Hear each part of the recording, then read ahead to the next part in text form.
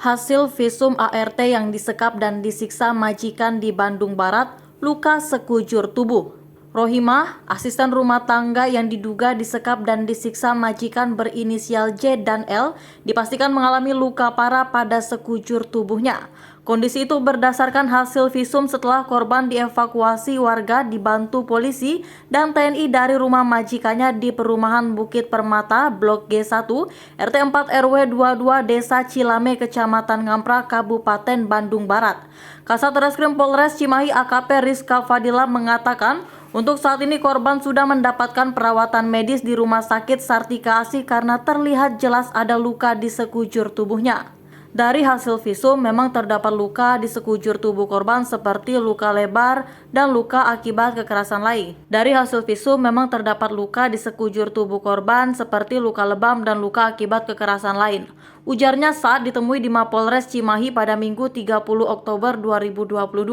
Luka di sekujur tubuh korban juga, kata Rizka Fadila, bisa terlihat dengan jelas, sehingga kondisi ini menjadi indikasi kuat adanya tindakan penganiayaan yang dilakukan oleh kedua terduga pelaku. Sementara ini yang menjadi dugaan kuat kepolisian bahwa korban dianiaya itu karena ada luka di sekujur tubuh yang terlihat dengan jelas dan tentunya ini disesuaikan dengan visum rumah sakit, ucapnya. Setelah aksi penganiayaan itu, korban juga kemungkinan merasa trauma, sehingga pihaknya akan menggandeng ahli dan dinas sosial KBB serta Provinsi Jawa Barat untuk memberikan trauma healing kepada korban.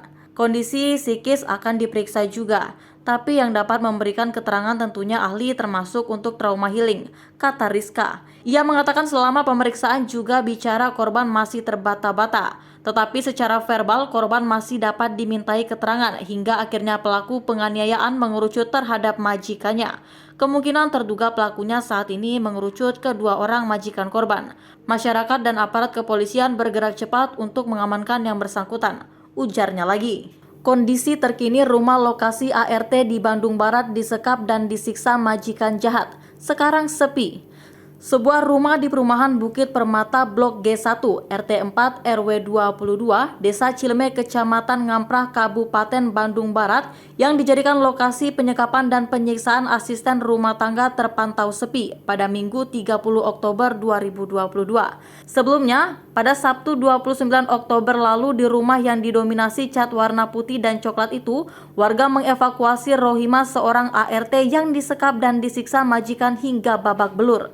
Kini di rumah tersebut tampak sama sekali tidak ada aktivitas apapun, bahkan pintu gerbang rumah ini juga tertutup rapat, di bagian dalamnya ditutupi gorden. Sekarang sepi. Kalau Sabtu kemarin warga di sini rembukan dan inisiatif dobrak rumah itu dengan didampingi polisi sama keamanan, ujar Maya yang merupakan warga setempat saat ditemui di lokasi.